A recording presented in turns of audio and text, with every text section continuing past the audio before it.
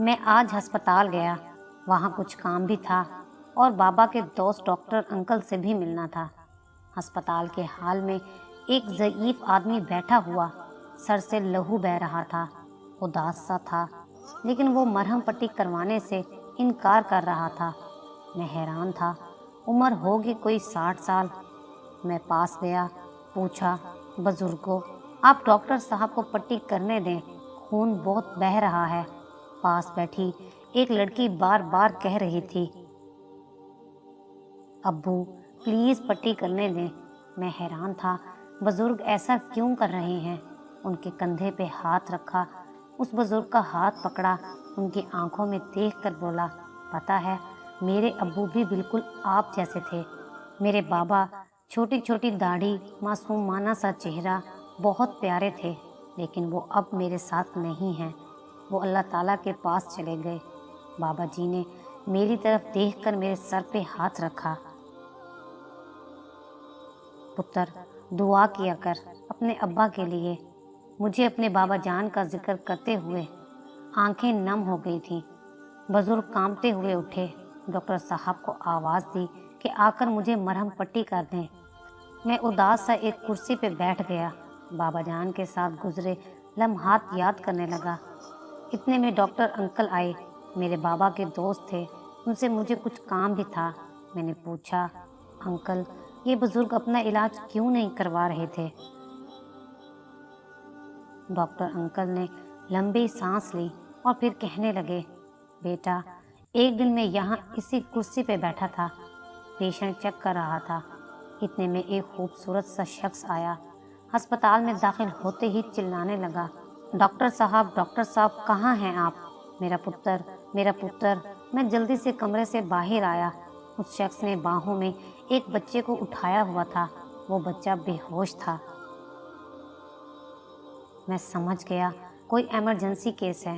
اس شخص نے بچے کو میرے سامنے کیا، ڈاکٹر صاحب میرے پتر کو دیکھو کیا ہوا ہے، میرا پتر دیکھو بات نہیں کر رہا، آنکھیں بھی نہیں کھول رہا۔ بچے کو بیڈ پہ لٹایا، پوچھنے پہ بتایا کہ بچے کو کرنٹ لگا ہے۔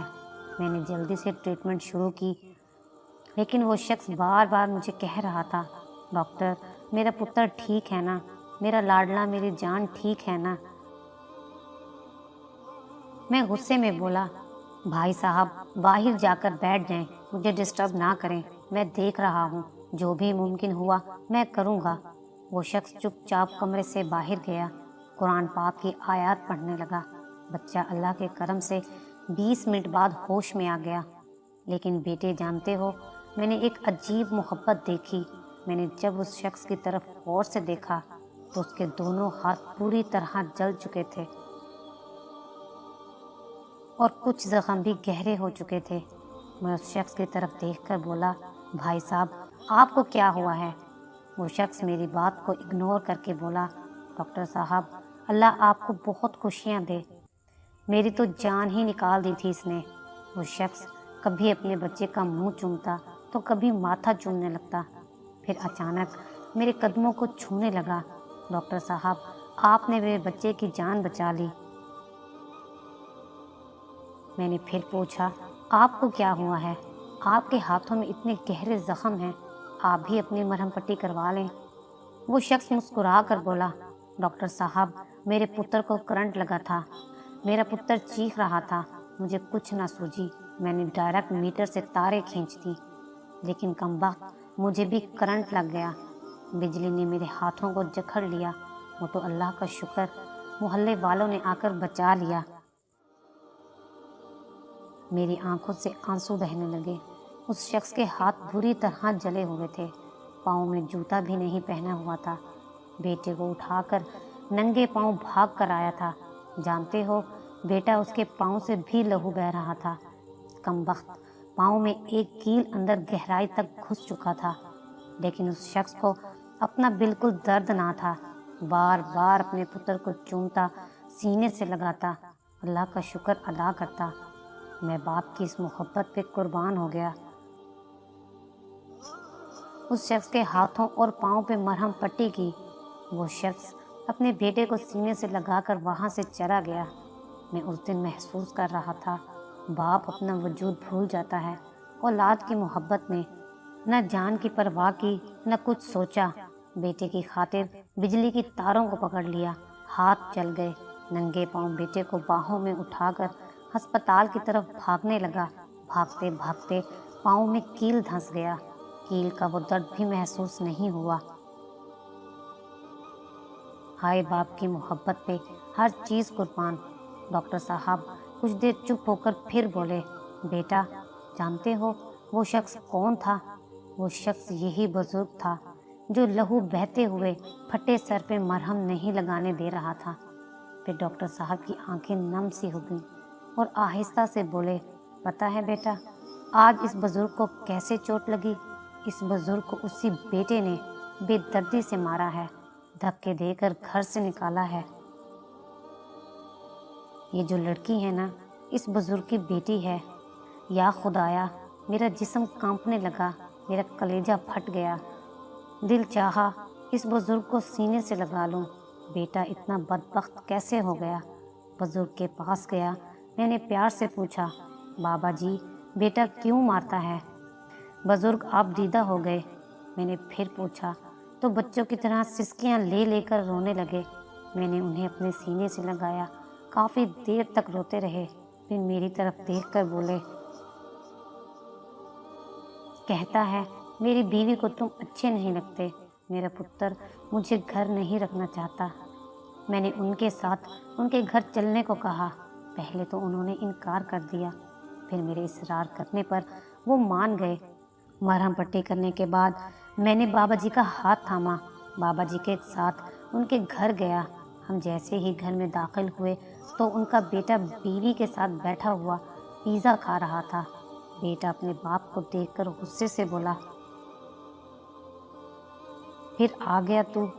वो अपने बाप को गंदी गंदी गालियां देने लगा। मेरे लाख मना करने पर वो ना रुका।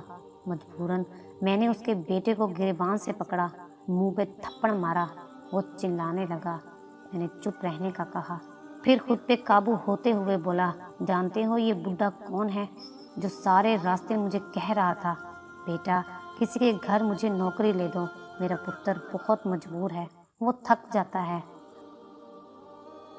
बेचारा सारा दिन काम करके फिर रात को घर आकर मेरी वजह से उसकी बीवी झगड़ा करती है। मुझे कहीं दूर किसी के यहाँ नौकर बनाकर छोड़ आओ। बाबा जी के हाथ बेटे के सामने किए। ओ अल्लाह के बंदे, अभी तक वो जख्मों के निशान उनके हाथों में हैं जो तुम्हारी खातिर मौत से लड़ पड़ा था। तुमको पालते पालते अपना वजूद भूल गया था। तेरी माँ के मर जाने के बाद दूसरी शादी नहीं की, तुम्हारी खातिर जीता रहा। देख अपने बाबा की खामोश आंखों में। जानते हो मुझे कह रहे थे मेरे पुत्र को कोई भी अच्छी किसी नौकरी ले दो, उसकी ज़िंदगी सुकून से गुजर जाए। और तुम अपने बाप को क्या दे रहे हो? बीवी तो पराई है, तुम तो औलाद हो उनकी। बूढ़ा बेटे का हाथ पकड़कर बोला, पुत्र परेशान ना होना, मैं चला जाऊंगा। बेटा सर झुकाए रो रहा था। शायद गैरत जाग गई थी। मैंने कहा, आज से ये मेरे बाबा हैं और मेरे साथ रहेंगे। मैंने बाबा जी का हाथ पकड़ा और वहाँ से जाने लगा तो बेटा अपनी जगह से उठा और बाप के कदमों में गिरकर माफ़ी मांगने लगा। बाप ने बेटे को खड़ा किया और सीने से लगा लिया। बेटा कहने लगा, बाबा बस एक बार माफ़ कर दें मुझे, आप हमें छोड़कर मत जाएं। मैं वादा करता हूँ अब आपको शिकायत का मौका नहीं दूंगा। फिर मुझसे भी माजरत करने लगा। मैंने बाबा जी को गले लगाया और खामोशी से वहाँ से चला गया। बाप वो फरिश्ता है जो अपनी इबादतें भी औलाद के नाम लिखना चाहता है। कभी महसूस करना अपने बाप की खामोश मोहब्बतों को, जो तुम्हारी खातिर ना जाने कितने दर्द झेल कर तुमको पैरों पे खड़ा करता है। कदर करें माँ बाप की। ये फरिश्ते जब ना रहें तो क़यामत गुजर जाती है। तुम क्या जानो तुम्हारी सांसों के पीछे कितने जहर पिए हुए हैं बाबा ने।